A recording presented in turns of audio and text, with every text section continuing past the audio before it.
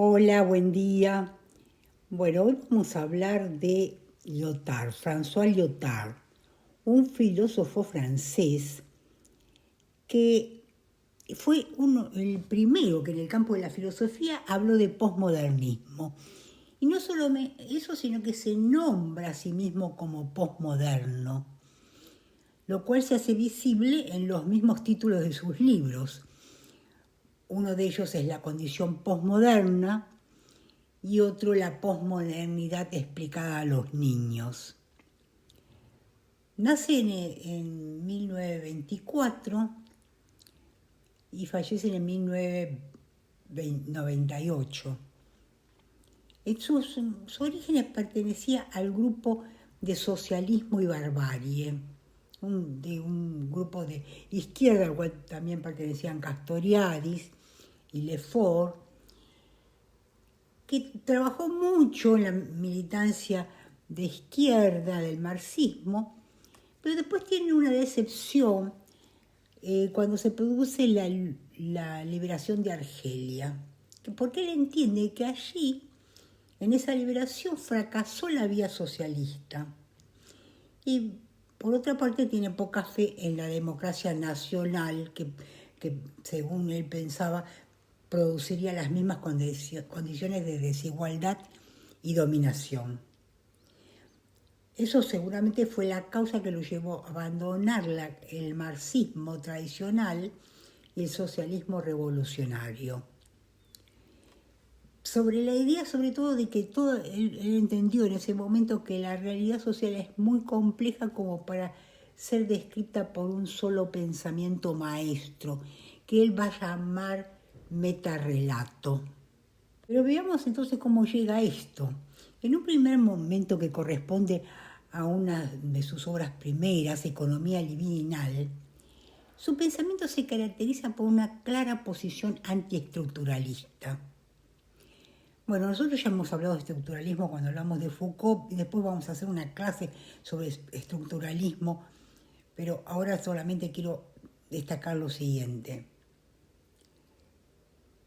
Esa obra de Economía Libidinal y otra también del antiedipo de Deleuze y Guattari, que después del cual vamos a hablar más tarde, fueron tomadas como obras representativas del mayo del 68 francés, ese movimiento estudiantil que después se derivó a toda la sociedad, a todos los aspectos de la sociedad.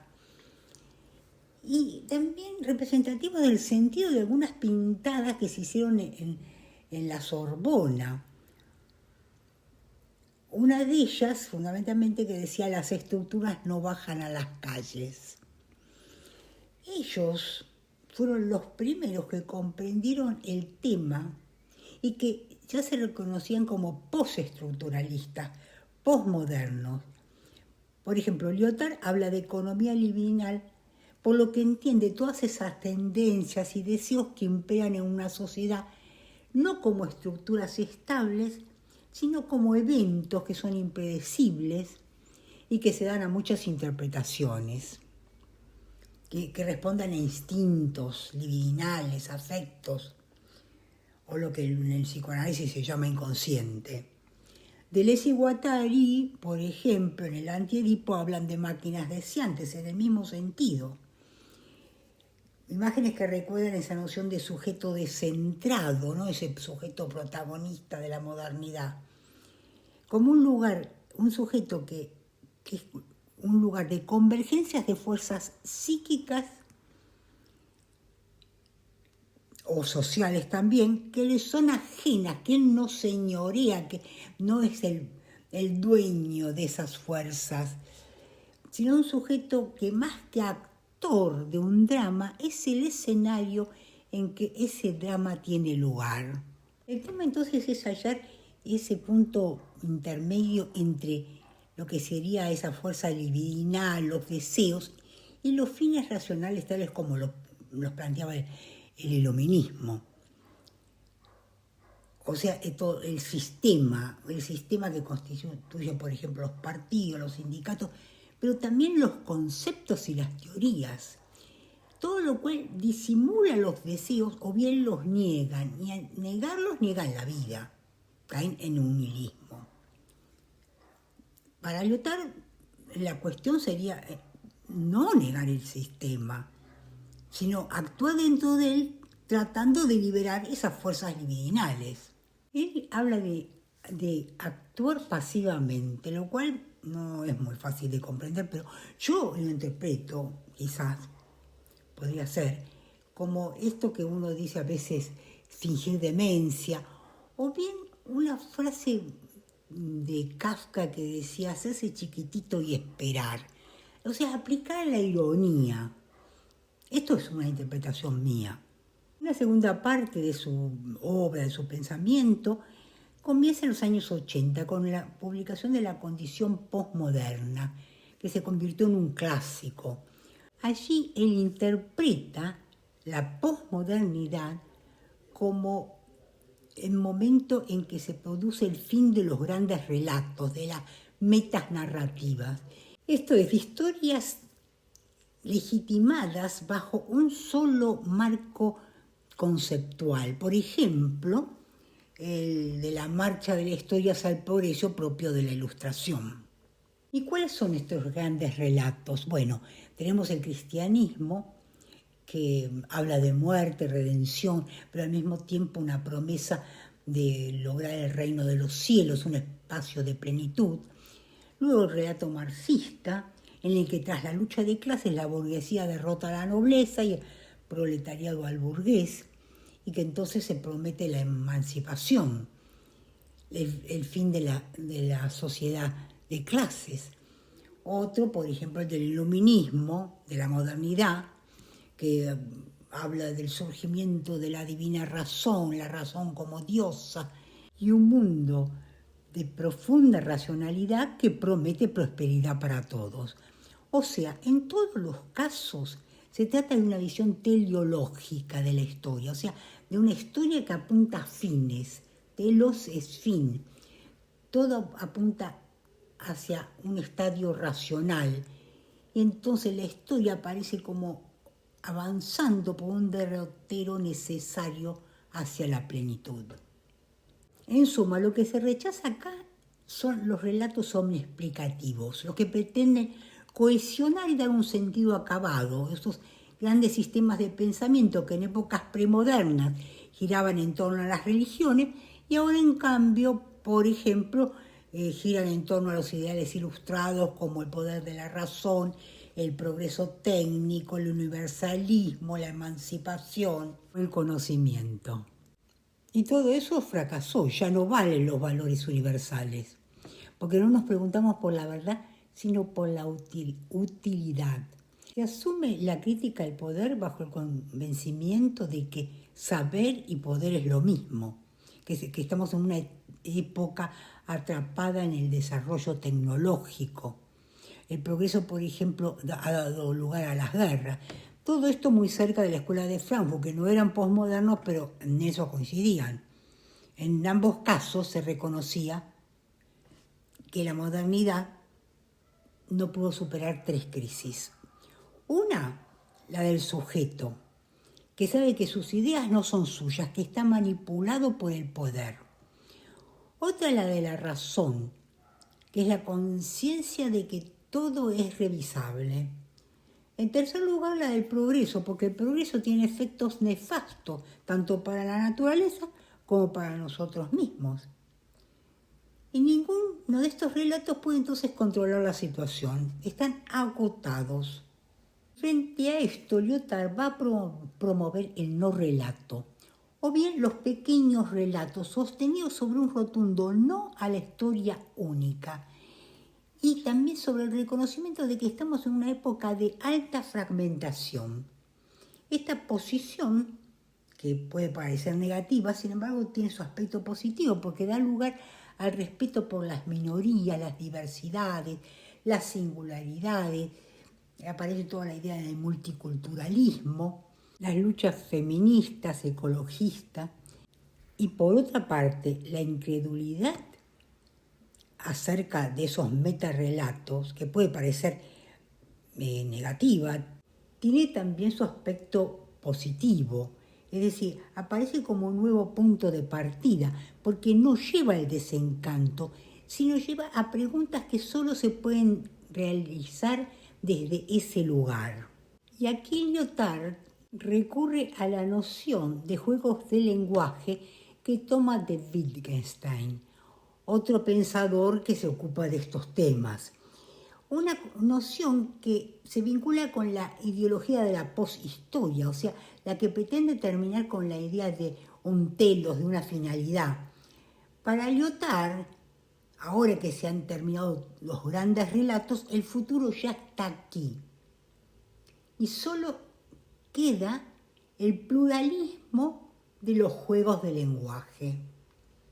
Ahora bien, este moverse en el campo de los juegos de lenguaje supone un progreso de la ciencia, porque a diferencia de Habermas, por ejemplo, que decía que el iluminismo era un proyecto inconcluso y que había que darle un cierre, finalizarlo a través del logro de un consenso universal, acá se va a privilegiar la discusión.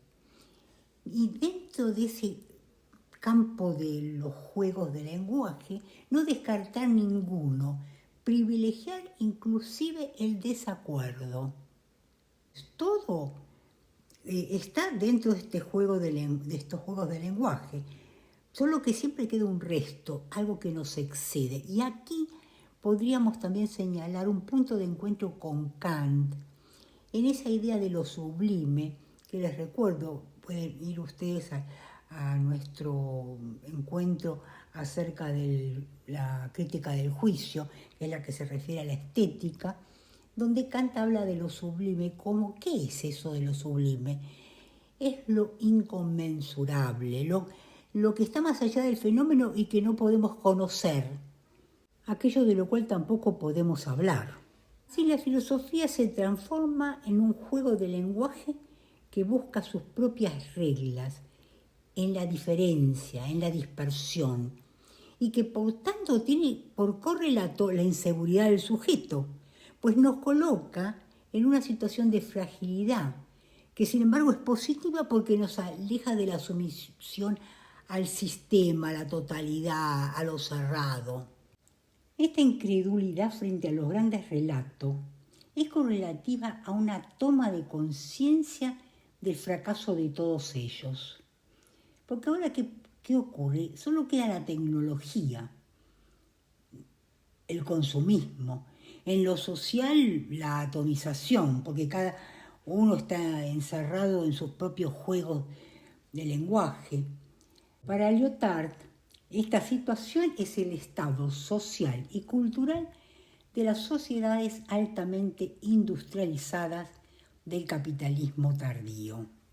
Se trata de una época de cambios sociales debido a cambios tecnológicos, sobre todo en el campo de la comunicación, de la información, y cuando ya el capitalismo no está centrado en la producción industrial, sino en el proceso de acumulación de capital, la internacionalización del capital, la automatización de la producción en alta escala, que vendría a ser todo, digamos, el panorama de lo que se llama globalización. Algunos marxistas como Jameson, que es un estudioso de estos temas, consideran que la posmodernidad no es más que la lógica cultural del capitalismo tardío, caracterizada por la moda y los gustos múltiples, el consumismo sin límites, y donde todo se transforma en objeto de consumo, incluso la verdad, el conocimiento, incluso las religiones. El saber, el conocimiento se desliga de la persona, se transforma en mercancía, entra en la esfera de la oferta y la demanda, o se transforma también en una inversión. Se estudia ya no para saber, sino por un empleo, un buen salario, mejores condiciones de vida. Y por otra parte, el Estado pierde fuerza y legitimación. aparece, digamos, la predominancia de los influencers. Creo que esto no es exactamente en la época de Lyotard, digamos que sería la derivación actual de lo que él planteaba. Lo cierto es que se produce una importante transformación en las relaciones sociales. Estas se descomponen, desaparecen, los individuos se retrotraen, se tiende al individualismo. En el campo de la ciencia, la aparición del relativismo, la pérdida de valor del conocimiento como tal y la aparición del tema de la posverdad. Aquí también aflora la pluralidad de interpretaciones. O sea, si han desaparecido, se han muerto todas las metas narrativas, los grandes relatos como el de Hegel o de Marx, ¿qué es lo que legitima la ciencia? Lo que legitima es su productividad, su eficacia, los resultados tecnológicos, lo que la hace central para la economía. No importa entonces la verdad, sino la utilidad. Y en el arte también encontramos la misma situación.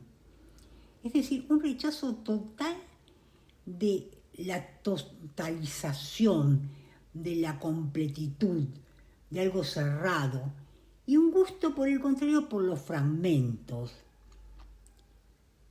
O sea, el arte también se vuelve contra sí mismo y abandona esa noción de obra de arte autónoma y esa pretensión de unidad, de sentido. Y Lyotard invita a abandonar esa noción de obra de arte específica para aceptar como artístico cualquier tipo de evento, en cualquier ámbito en que pueda ocurrir. Con esto va a contribuir a la idea, que también va a trabajar Bátimo, otro pensador de estos temas de la posmodernidad, que vamos a tratar en el próximo encuentro, que hablan de un proceso de estetización generalizada. O sea que se rompen las fronteras en las cuales se separa el arte de la vida cotidiana, y ahora todo, la vida cotidiana es arte. Ocurre que los protagonistas de esta posmodernidad, también en el campo del arte, van a aceptar estos nuevos cánones estéticos sin ningún tipo de nostalgia de unidad, de totalidad, aceptando la pérdida de sentido, de valores, no buscando tampoco ningún tipo de reconciliación o comunicabilidad como era lo propio de la modernidad, ¿no? De lo moderno, que tenía sus ideales de completitud. Y podríamos decir entonces, siguiendo el derrotero o los derroteros de Nietzsche, que aceptan estas pérdidas con una jovial osadía, es decir, que entonces la posmodernidad sería también como una especie de ciencia jovial, que puede celebrar también la falta de sentido, la pérdida de los valores. Y aquí entonces quiero también referirme a un punto que está vinculado, que es la crítica que Lyotard hace al eurocentrismo, es decir, a la idea de progreso en el sentido que ésta debe regular todas las culturas, porque él entiende que no hay una sola manera de ver los desarrollos y que justamente esa diversidad no es negativa. Puede haber proyectos comunes de temas más acotados, no esas grandes metas a largo plazo. Bueno, acá dejamos el tema de Lyotard, pero seguimos con posmodernidad, porque la próxima vez vamos a hablar de Bátimo, que ya hemos visto cómo está vinculado, porque también él habla de una estetización generalizada. Y ahí sí vamos completando los temas poco a poco, según los distintos pensadores. Y finalmente les pido, como siempre, que me pongan like, que se suscriban, que hagan comentarios y hasta la próxima.